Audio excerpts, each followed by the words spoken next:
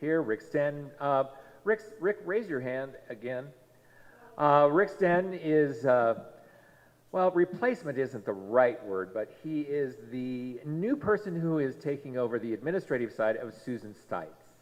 And he has been worth his weight in gold already. So you can give that information to him.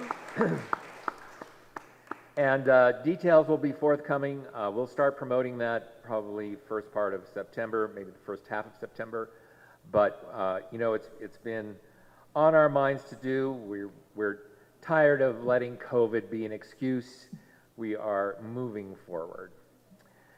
So that's good news.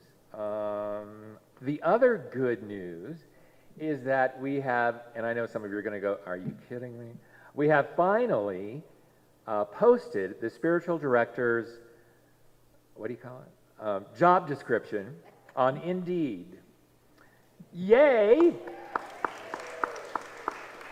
That only took 6 months. So we are in earnest now. It's out there in the universe. What else can I tell you? We're going to be posting it. So it's on Indeed, but we are looking for other outlets.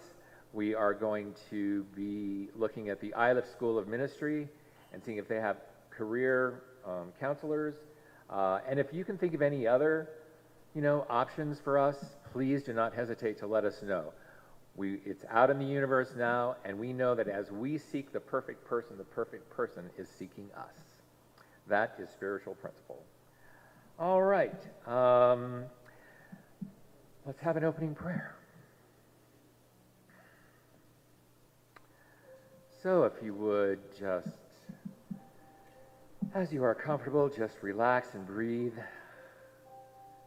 at your own pace. And just as you breathe in and exhale, we breathe in the oxygen of life and we exhale all of that air that feeds the plant life. And so there is this circle of unity and a circle of life.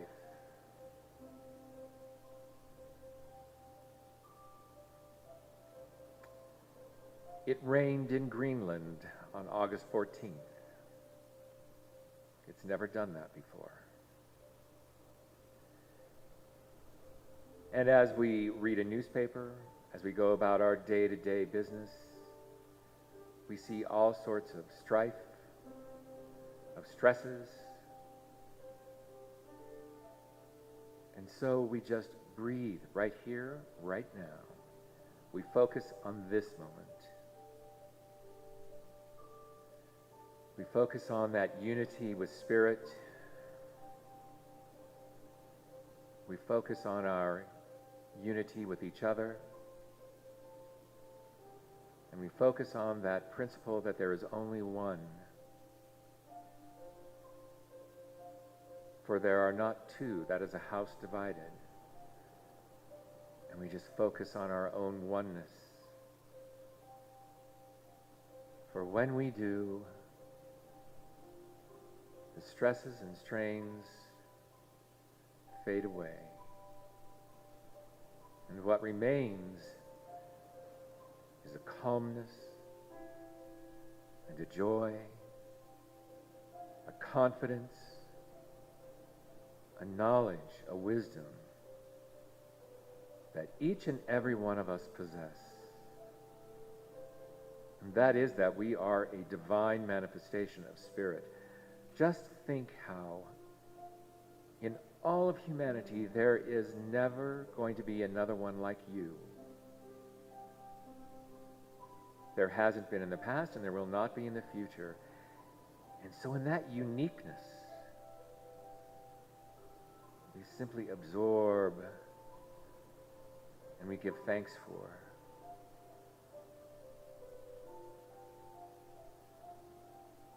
And I'd like you all to just think of what you're grateful for. That gets us out of our stresses and strains. What are you grateful for? What are you thankful for? What gives you joy? What makes this world beautiful? our pets, our children, our partners, the Colorado blue sky, the mountains, the ocean, and it's peach season. Oh my gosh. Buy a peach. That is a miracle. And I am so grateful for each and every one of you here, for this sanctuary.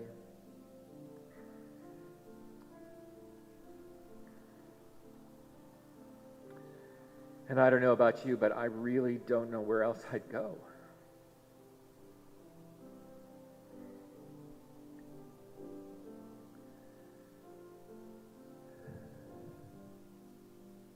Because when I come here,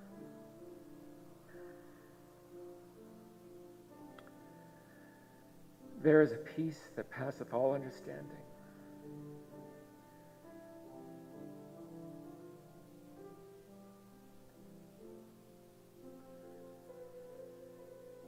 And I don't know about you, but I take that with me when I leave here. It is what sustains me. I find that sustaining here, and I hope you do too. To go back into the world and we take what we get from here, the message, the spirit, the love, the joy, the laughter, the music, and we can greet the world.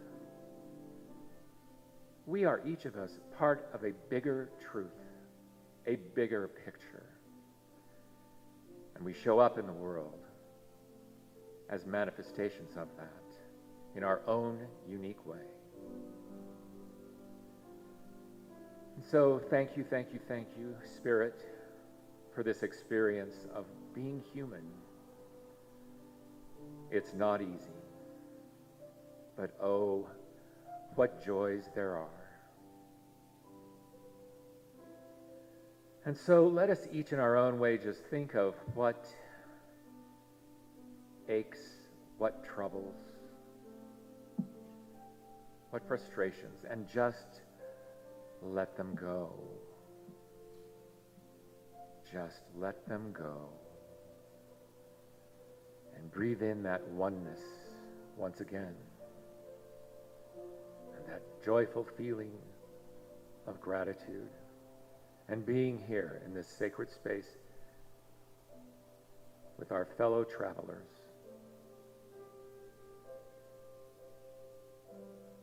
And we simply say, and so it is, amen, amen, amen.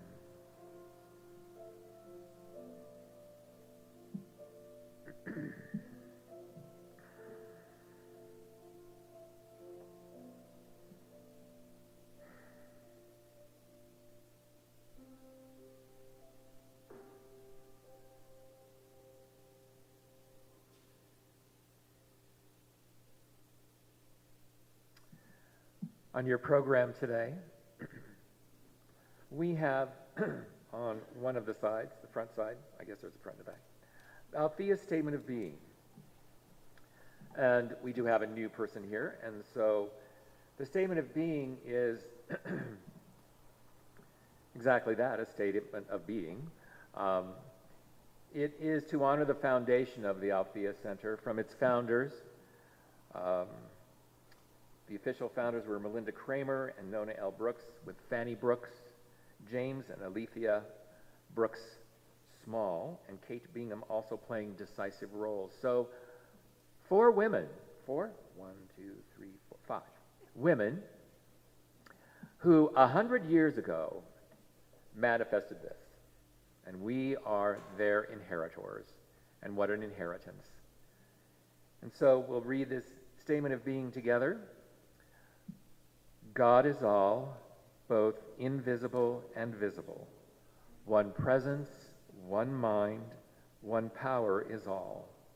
This one that is all is perfect life, perfect love, and perfect substance. We are individualized expressions of God and are ever one with this perfect life, perfect love, and perfect substance. And now we have a familiar face here. Stephen Fordham is our musical guest today. And so please give him an Althea welcome.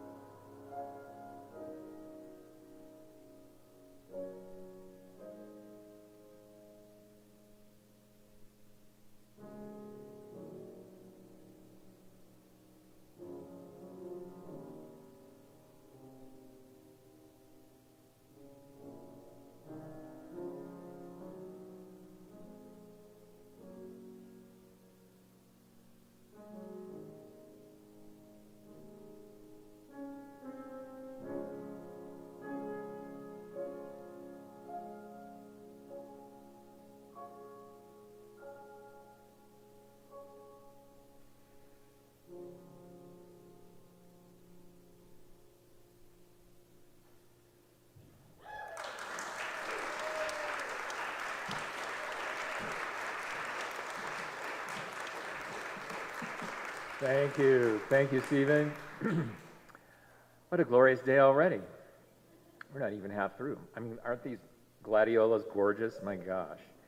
And we also have this beautiful table, this altar up front, which Barbara Vale always lovingly sets up. And it's for those of you who want to bring a memento or something that you would like to absorb the energy of the morning. So it's a great way to infuse those objects with your heart's desires. All right, we are ready for our speaker, Alice Brink, who is a member of Althea Center. She is the founder of Energy Interplay and a self-empowerment coach and energy trainer. She's a Reiki master, an entrepreneur. She's a leadership coach. She has 29 years of experience in real estate to the self-development arena. So please welcome, for Substance is Alive and Well Today, Alice Brink.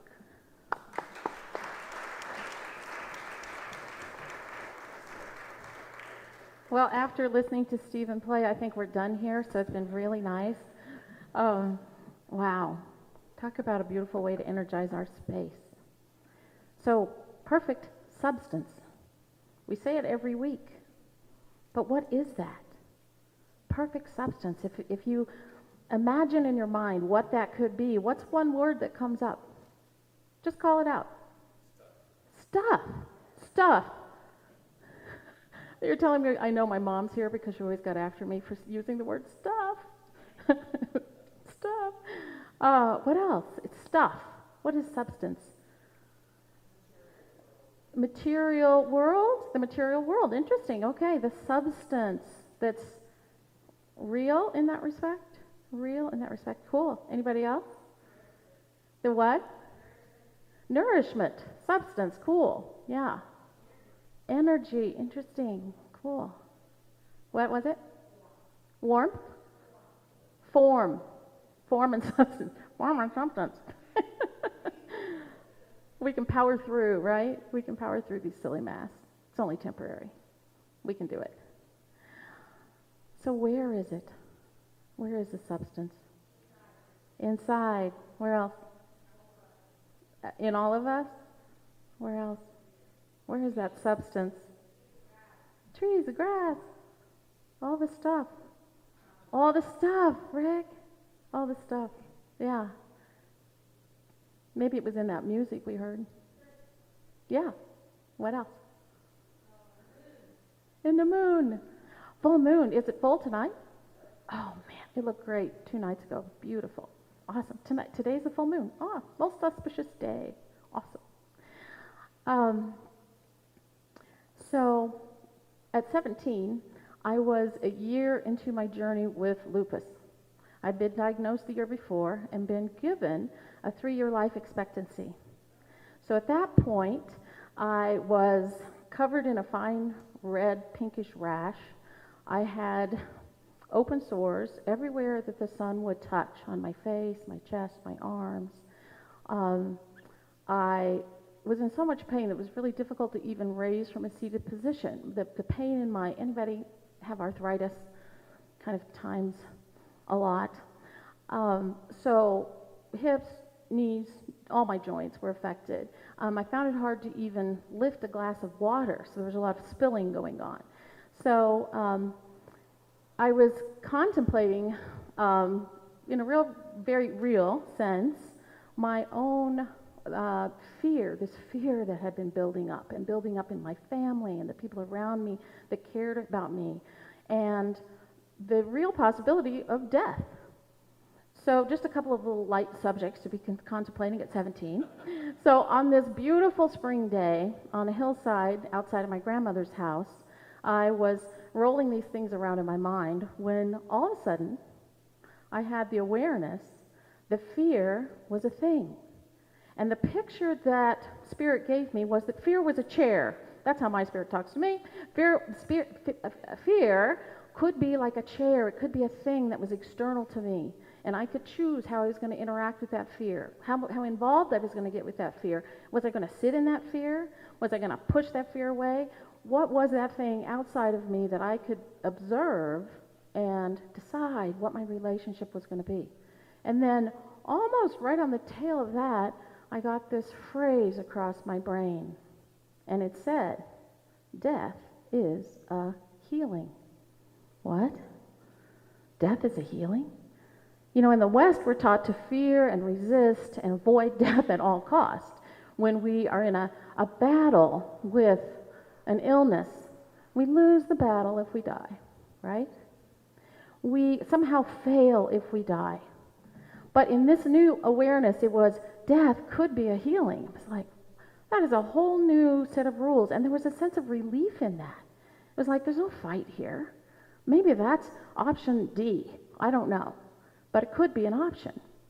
So I really think that with those kind of thought processes and that little mental journey that I was on, suddenly I became aware of this very much alive, very real, very vibrant, light body. Light is the word that's not the right word to describe that, but I think you kind of know what I mean. Raise your hand if you kind of get the idea of what I'm talking about. Okay, so this is the first time that I had that experience of what we call substance in our world. We can call it prana, chi, ki, the Holy Spirit, whatever words resonate with you to explain that thing that there's no real word for. That thing that is the energizing force in the universe that we are made of. So I didn't know it then, but I was being shown a way to make choices and decide which me I was going to interact with and engage with, and which me I was going to hitch my wagon to. And guess which one I chose? So I knew that I could choose to interact with that fear or not. I knew that I could choose in that moment whether to engage with the idea that it was necessary for me to die and exit or not. And I could also choose to identify with this me that was so much more than this physical me. So the universe was using the cosmic 2x4 of my healing journey to get my attention. So think for a minute. What's happened to you in the last week, 2 weeks? What 2x4s are coming up in your life to get your attention?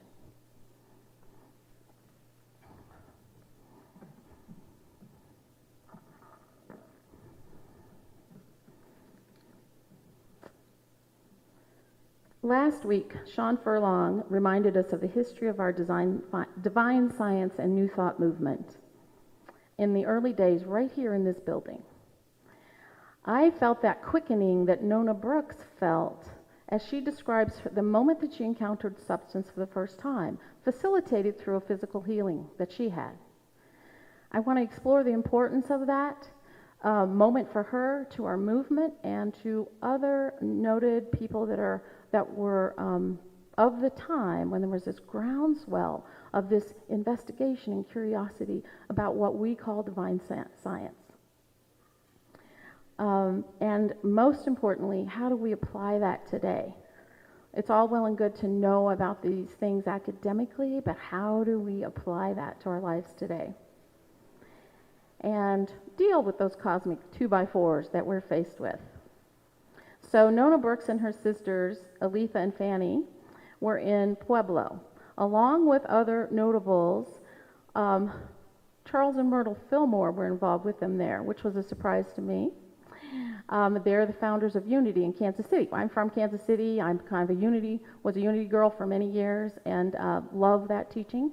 And so that was really interesting to me, that there was this meeting of the minds and souls and spirits in our little Pueblo in Colorado. Emma Curtis Hopkins, Melinda Kramer were in San Francisco, Florence Scoville Shin, and then her student Emmett Fox were in New York, and they all had some kind of connection with a physical healing. That was how spirit was getting their attention. Emmett Fox showed healing abilities from as early as the age of 6. So he didn't receive a physical healing, he was a giver. And all the other people had received some kind of physical healing that allowed that notion that there was this spirit that was active and alive and well to come out of the head space, to come down into the reality, into the belief space. And that was the catalyst. So let's focus on Nona Brooks for just a second. A friend of her older sisters had been to Chicago and intersected with the teachings of Emma Curtis Hopkins. And she brought those teachings to Pueblo. Her name was Mrs. Bingham, and she started teaching these classes. The Brooks sisters liked the idea of omnipresence, that God is everywhere. They thought that was all well and good, but they resisted going to these classes because they were doing these healing things. And that was a little too far out for them. You know, picture our ladies in their nice long dresses and their ruffly collars, and they were faithful women, and they were seekers, and they were curious. But this healing thing, come on. How real could it really be? So what happened was they finally relented, started going to classes. On the third class, Nona had been really stricken with this throat ailment, and she was losing her voice. She couldn't eat for a month. She had to have soft foods only, and she just relented and started going to these classes, went to the first two classes. They did a lot of positive affirmations, but nothing really happened. And then on the third class, something happened. So I want to read. Carry big books. People think you're smart. This is actually a really cool history of our movement and many others that intersect. It's very good. It's Charles Braden, Spirits in Rebellion, The Rise and Development of New Thought. Okay, so the girls, the women, had been following along, and they'd been repeating this positive affirmation and others. God is my health, I cannot be sick. God is everywhere, God is all, God is here. Sound familiar? It does, doesn't it? On the third day, on the way to class, they stopped at the doctor's office. He examined Nona's throat. It was worse. I've tried about everything on it, he said, but there's one thing more. And he gave her a prescription, and they went on to the class. He said, if this doesn't take care of it, then, and shrugged his shoulders. They went on to the class. Again, it was the omnipresence, the omnipresence, the omnipresence. The sisters sat listening and repeating whatever Mrs. Bingham had asked them to say. But suddenly, Nona knew she was healed. It was like the light, she said afterward. The whole room was filled with light. She thought everyone saw it. She simply knew that she was healed. They thought that she was only affirming her own health when she said, I am healed. But that night, she ate for the first time. So think about one of the most effective, inspired orators of our movement almost had no ability to speak. It's not just any sore throat that was healed in that day. And they did it through engagement with this substance. And they used words. We might use other things. Let's be thinking about that, and we'll come back to that. We might use other methods. All right. So, Nona Brooks became such an effective and inspired speaker that she was offered the pulpit in the most highly sought-after Divine Science Church in New York. Later, Ernest Holmes and Emmett Fox preached from that pulpit. So, Ernest Holmes of Mile High, people know Ernest Holmes from Mile High Church, right? He's credited with being the founder of religious science. So he even stalked Nona a little bit. He was coming to her talks, and then she noticed him, and she finally pulled him aside and said, I've noticed you. What's going on? And he said, I want to understand why you're such a leader, and I want to be like you. And so he later wrote that he figured out that she kept returning to this idea of the omnipresence, and that was her grounding rod. And then, you get to drive by Alameda and Garrison to see what happened after that.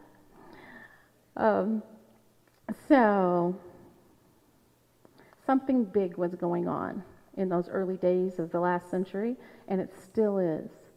Big things happened right here.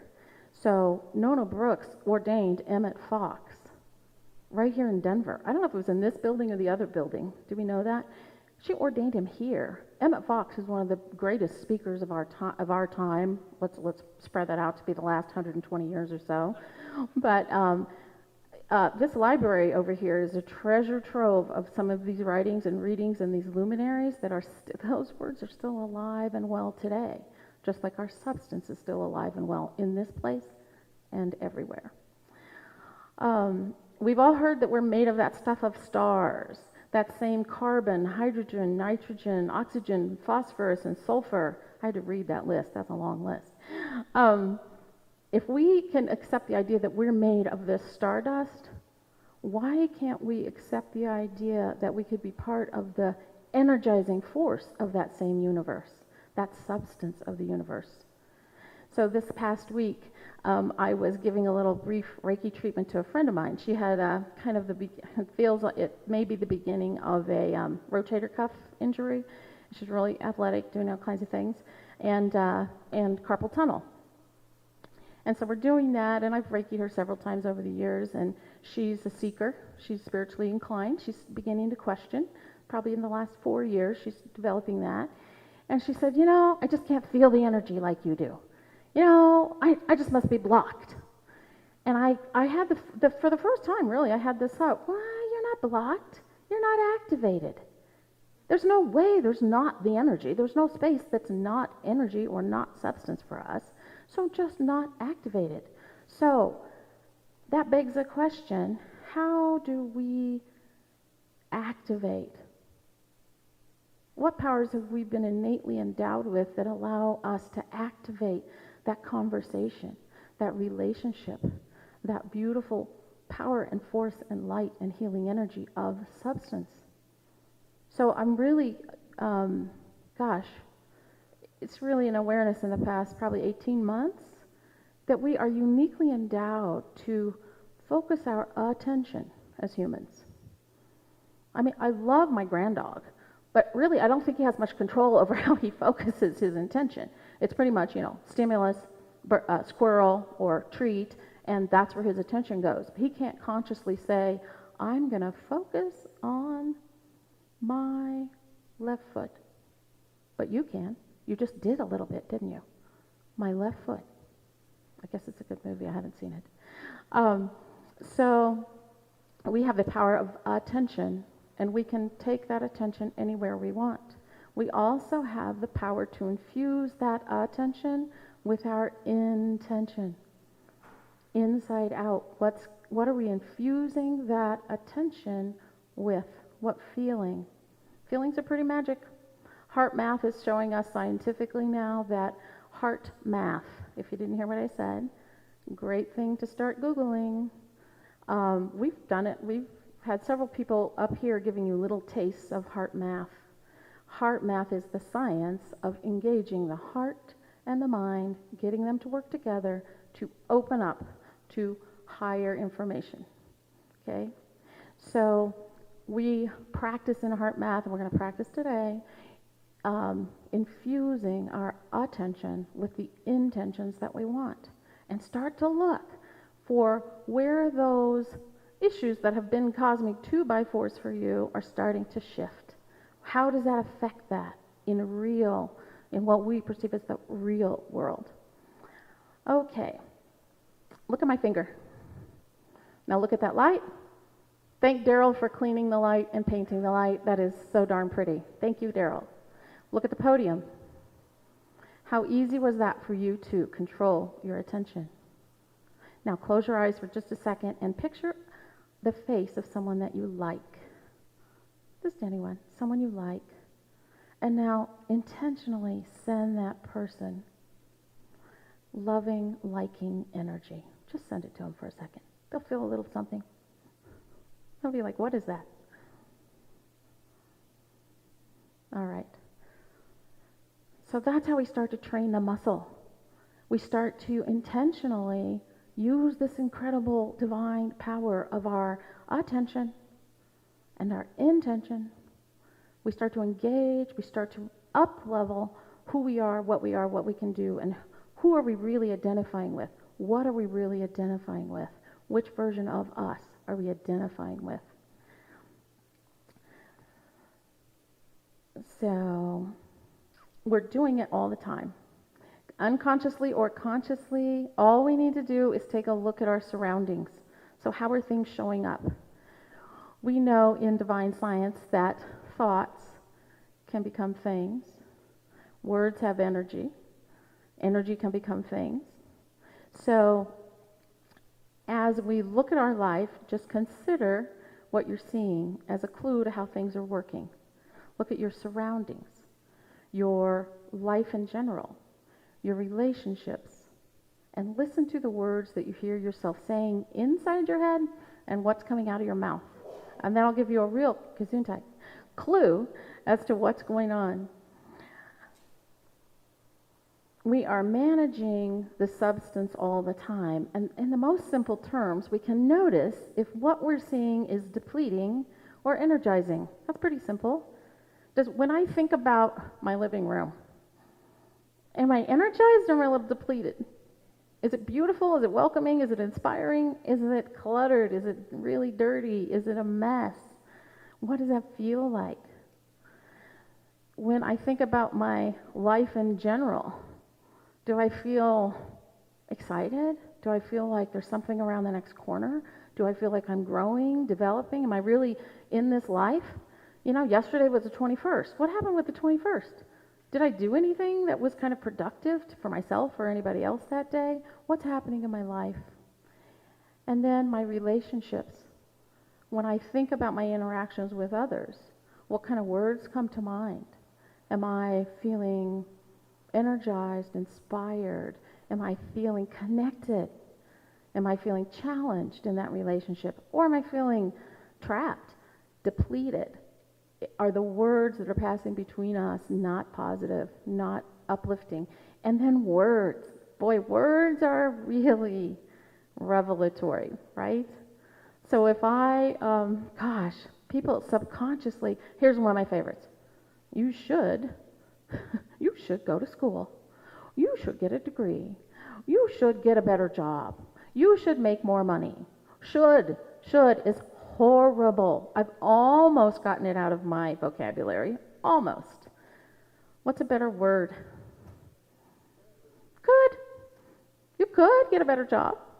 You could or not. That's okay. That leaves the possibility open, doesn't it? It's the power of the language.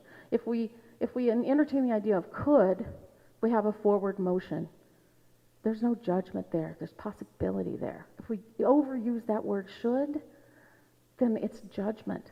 It's negative. It's a low energy kind of word. So think about the words that you hear yourself saying.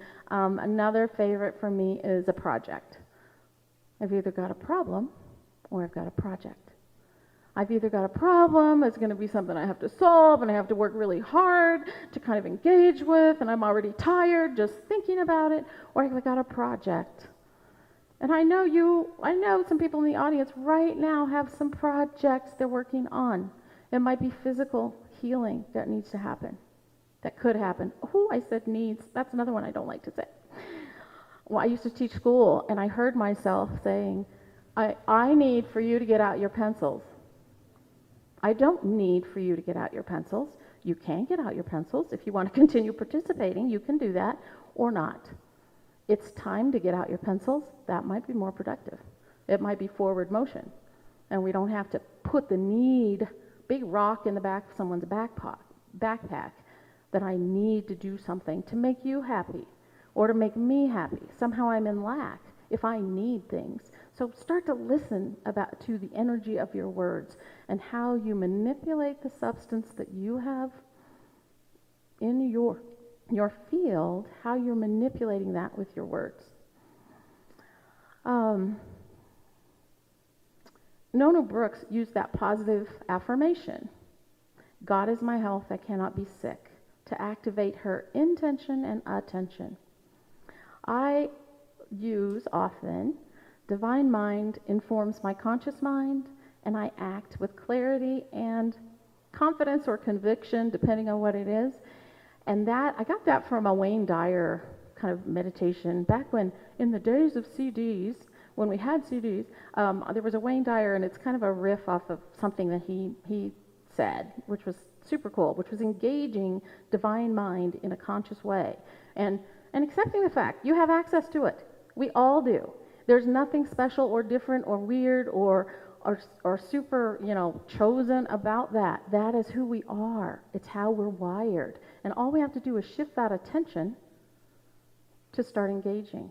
So divine mind informs my conscious mind, and I act with clarity and conviction. It literally got me out right ahead of Hurricane Sandy, on the last plane, in the last seat, taking the last Uber over the bridge. Anybody been to Philadelphia? Where's the airport? On an island. It's on an island, right? And there's a hurricane coming. So, I was actually at a conference. It was the first ever Reiki in Hospitals conference. And I think it was in the, I almost said 19, that dates me. It was about 2014, I can't remember, 2013, 2014, whatever Hurricane Sandy was. And I used that statement. There was utter chaos. They had shut down our conference early on a Sunday. We were supposed to go all day. They're like, get out any way you can. And boy, everybody was. Utter pandemonium, utter chaos. And our conference was at a hotel. I had packed my bags that morning because we kind of had been hearing the news and thought something might happen. And so one of the other conference goers, my plane wasn't due to go out until the Monday. I wanted to look around Philadelphia and see our history. But that was not going to happen. So everybody's trying to get out. I didn't know what to do. I lived in Kansas City at that time, so I needed to get out of there and somewhere west. So I went into the bathroom in the lobby of the hotel, and I just ran in there and I said, divine mind informs my conscious mind. I act with clarity and conviction. Go came. There was no pause at all. Go. So I had my little roller suitcase. I went out into the lobby. I thanked the gal who said that I could have her room that night. I said, I won't be needing that. I'm going to go to the sidewalk. Go to the sidewalk. Up pulls the last Uber to make it across the bridge. Thank you very much. I didn't know that at the time. I'm like, could you get me to the airport? Yes. Here I go. So I get in. I go. I need a taxi. I don't know. So I get to the airport. Crazy pandemonium. The longest line I've ever seen at an airport from the little kiosk. It's not that. What do you call that? The check-in place. The what? No, not the SkyCap, but the where they check in with the computers. Okay, the thing. You know that thing, that substance, that thing, that stuff. So long line, right? Everybody's trying to get out. I get up to the counter. I tell the lady, anything west. I don't care. Just get me out of here. The rain is coming down. More people are coming to the airport. And so she's like, okay, I'll see what I can do. Click, click, click, click, click, click, click, on her computer. And I look down and I see on her wrist is this little charm bracelet. And I see one of the charms is a tiny little angel. Now, I don't know about you, but I love angels. And they show up for me all the time. So it's just a little tiny nod from the universe. Maybe things are going to be okay. So I see her, long red fingernails. She goes, I can't do anything. And then she goes, just stand aside. I go, well, she had tried long enough. And I said, well, take care of that next person. She goes, just stand right here. Who does that? Just stand right here and wait. She takes care of the next person. She gets me back. She goes, then she goes, then I've just been to a Reiki conference. So I'm like, why am I not doing Reiki for myself here? So I started to Reiki that computer. And I started to do it selfishly. I'm going to admit it. It's true. And I was doing it for my own benefit. And then I thought, nope, I am blasting this thing for everybody here, all the way through this energetic network of all these little whatever they are in computers, and sending that good intention. And all of a sudden the lady goes, oh, I shouldn't have been able to do that. She goes, honey, you're getting on the plane. I go, really? She goes, you went up to Slot 1. All those people had been in line since 8:30 that morning. I got there at 4:30 in the afternoon. I don't know what word do we say. That's crazy. That's outside of our experience. But it did work. So she said, here, don't say anything. She hands me my tickets. I go up the escalator, and as I'm going up the escalator, I look down, and they have those big rolls of that plastic that you move with, and they're wrapping all those terminals. That's the end of anybody getting on a plane. And so I get up there, and one thing happens after the other. I get the last seat on the plane leaving Philly, and then I make it to Chicago. And then I'm supposed to have a 4-hour layover, and I notice there's a plane boarding. So I go over there, and I go, where are you going? Oh, Kansas City. Really? I think they had 2 seats left, and I got 1. So I got home. So at any rate, I'm sharing that because it's the activation of our life force that we are privy to be able to interact with. And we can do that with using our faculty of that attention and our intention. What's our intention? What's our intention? And how does that energize the whole thing? So,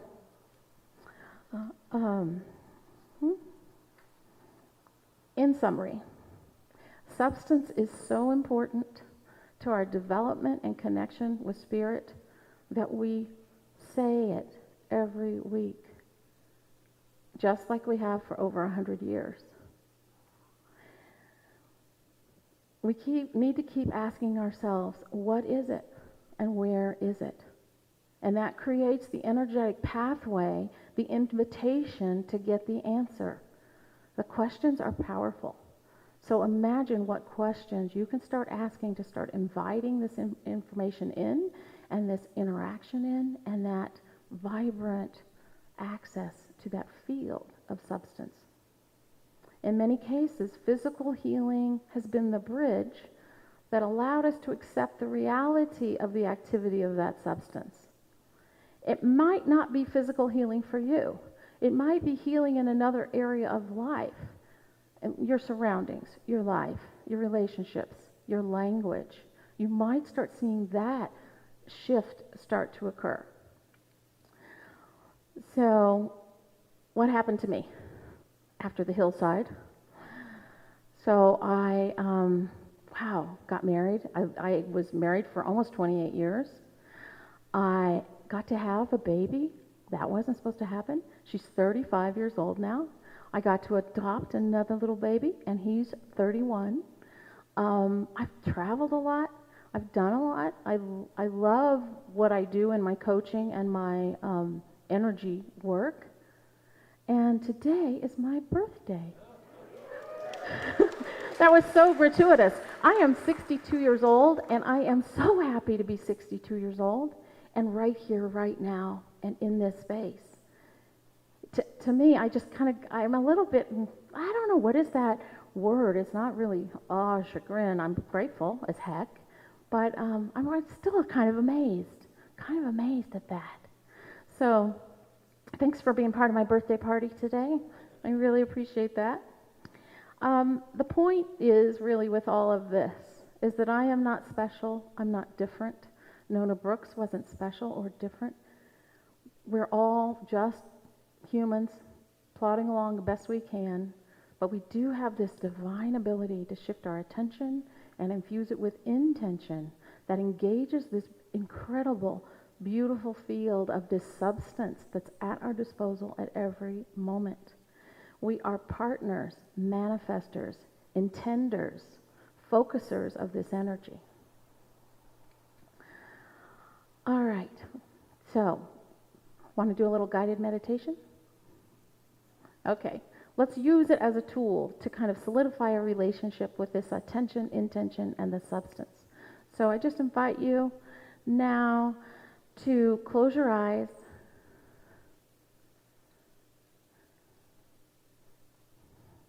and let's allow our attention to rest in the center of our mind.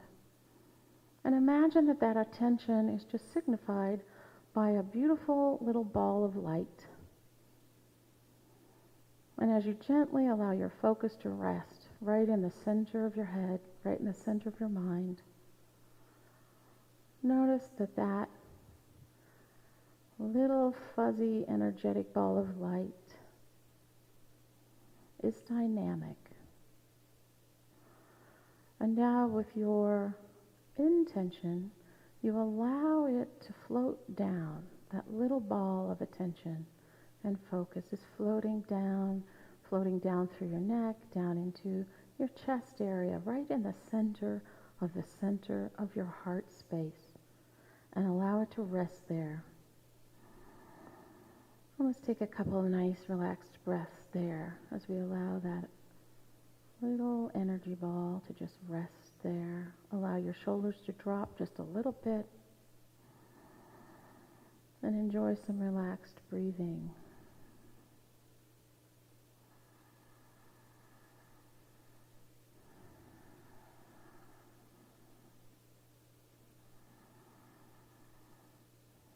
Now notice anywhere in your body that's calling out to you just a little bit of tension or tightness, maybe even a little sensation of pain. Notice what's calling out to you, and then intentionally send that ball of intention and focus to that area and allow it to rest there. And let's do 3 nice relaxed breaths there.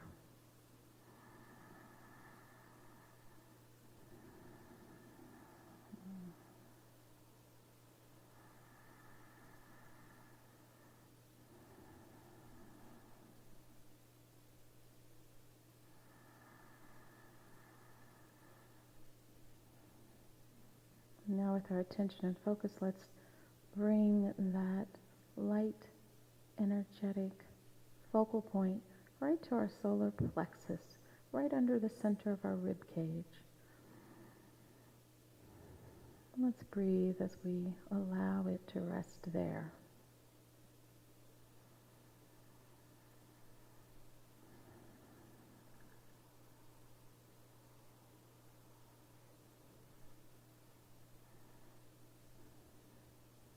And now with our power of intention, let's infuse that space with the feelings of being rested and renewed. Rested and renewed. Rested and renewed.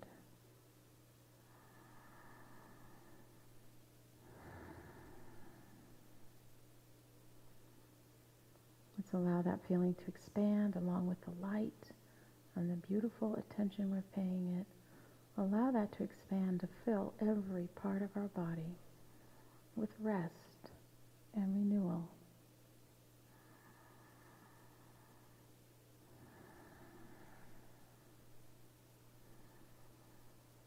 Now as we continue to let the light expand, let's take a baby step and imagine that we expand out into the space with this beautiful light infused with rest and renewal out into the space just about 9 feet around us in all directions.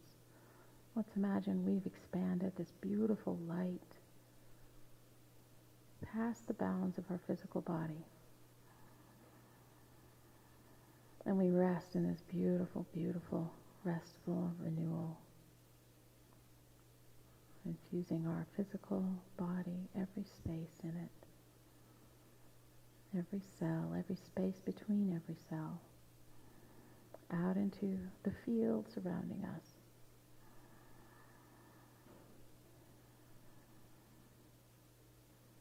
Let's rest there.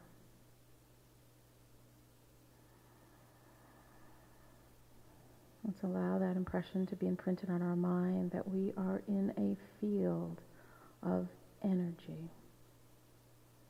We are partners with this substance,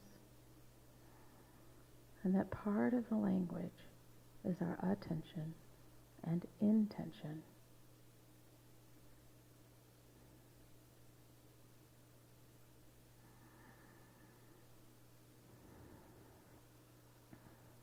All right, with several deep breaths, let's pull our attention back in to our center.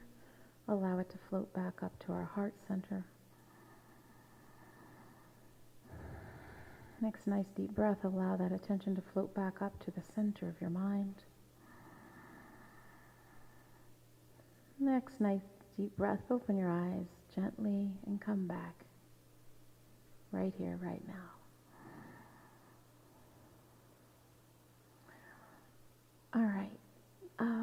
there's just this beautiful song that, boy, the first time I sang it was after a 3 or 4 day women's retreat outside of Kansas City. And so all the women came back, and of course we're higher than kites after that. And we sang this song for the congregation, and it's always just really touched me, and I think it's true. So I'd like for you to sing it with me. I'm going to sing it once to kind of get you handy with the words. It's very, very simple. We're just going to do one verse.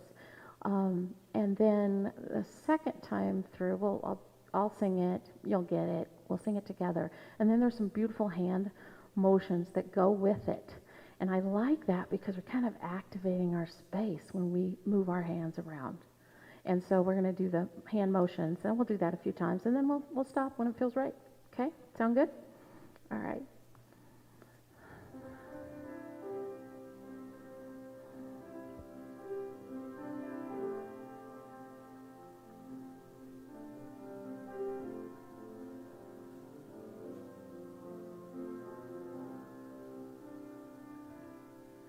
You are the face of God. I hold you in my heart. You are a part of me. You are the face of God. You are the face of God. I hold you in my heart. You are a part of me. You are the face of God. Now join me if you like. You are the face of God. I hold you in my heart. You are a part of me. You are the face of God. Let's do it again. You are the face of God. Let's energize the space. I hold you in my heart. You are a part of me. You are the face of God. Thank you very much.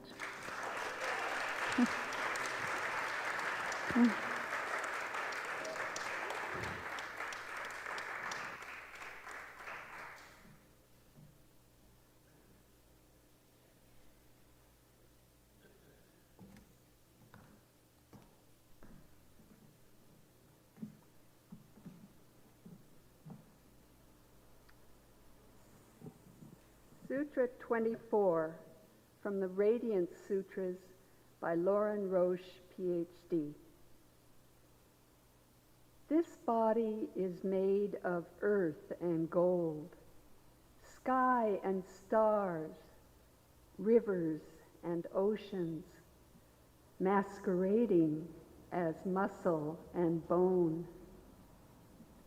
Every substance is here. Diamonds and silver, magical elixirs, ambrosia that gives visions, herbs that nourish and heal. The foundation of the planet, immortal magnetic iron, circulating in the blood. Every element in you loves the others. Earth loves rain. Sky loves sun. Sun loves the space it shines through. Space loves everyone equally. In meditation, luxuriate in knowing this deep and simple truth. Every cell is an organ of sense infused with majesty.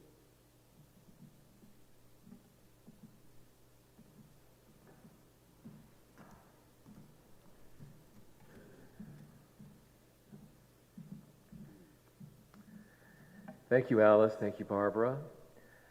Ushers, if you have your plates to start passing around, please do so.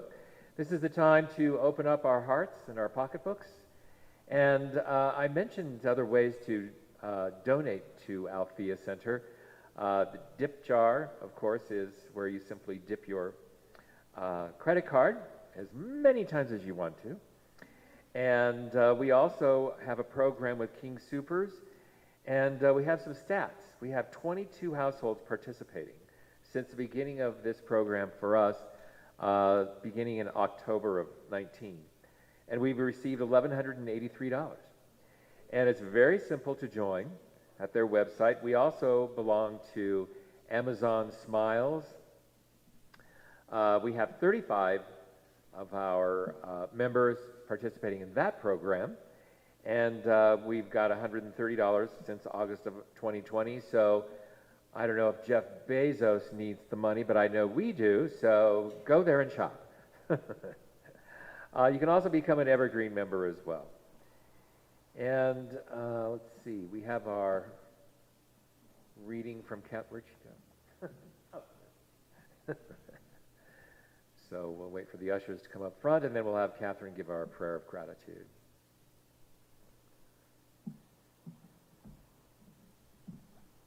Good morning. I actually prepared 3 different little things for today, but don't freak out, I'm only doing one. There's this little poem that it just haunts me. And I decided I'd like to bless the offering with it. And of course, thank all of you for your donations so that we can keep doing this. Okay, it's called Dust by Dorian Lowe. Someone spoke to me last night, told me the truth. Just a few words, but I recognized it. I know I should make myself get up, write it down, but it was late, and I was exhausted from working all day in the garden moving rocks. Now I remember only the flavor, not like food, sweet or sharp, more like a fine powder, like dust. And I wasn't elated or frightened, but simply rapt, aware. That's how it is sometimes. God comes to your window, all bright light and black wings, and you're just too tired to open it. So, the thing I like about Althea is I think it teaches us to keep the window open. Thank you, God, for this. Amen. Thank you. Do you want to talk about what's coming up?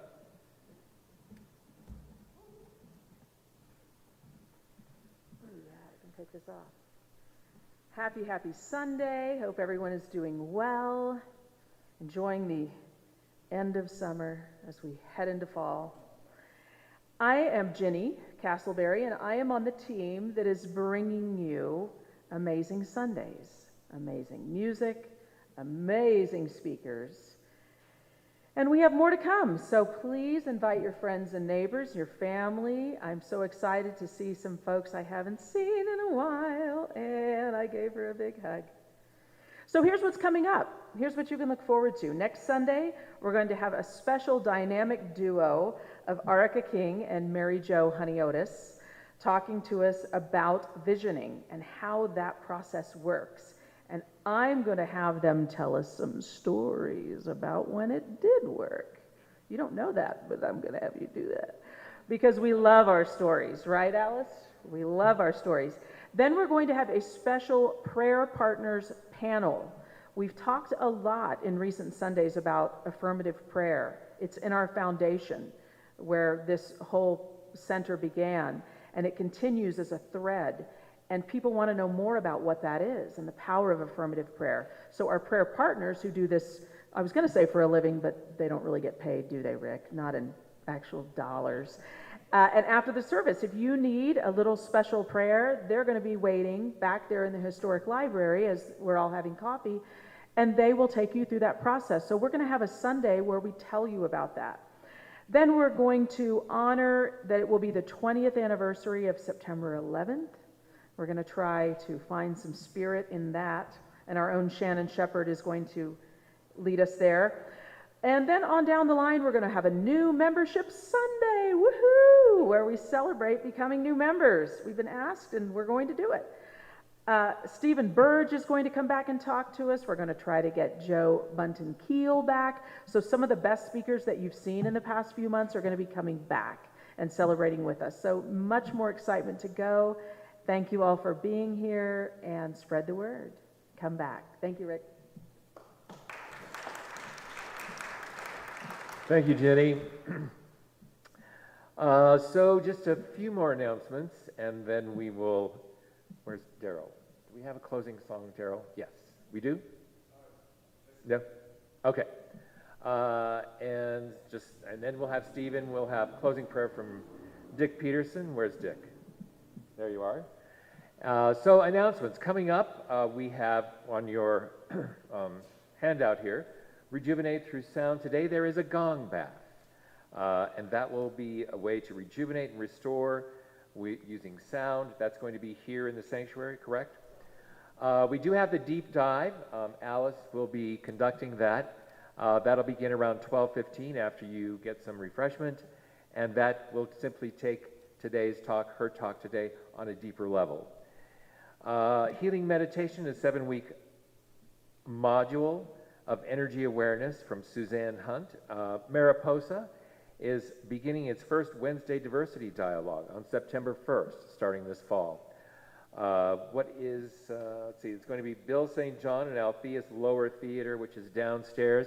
Daryl and Jason have been cleaning it and fine-tuning the sound system, so it's bound to be, in top shape for that to start.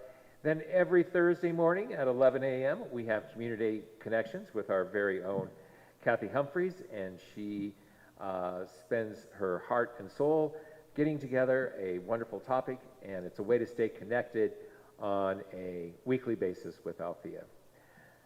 We have prayer partners today, Suzanne Hunt. So if you are in need of an affirmative prayer, or you would like to find out what that's going to be like for next Sunday, she will be over near the prayer meditation room, so take advantage of that. Yeah, sure. I'm going to just take over instead of telling him what to say. I'd like to thank the people who've already donated to Festival for Life.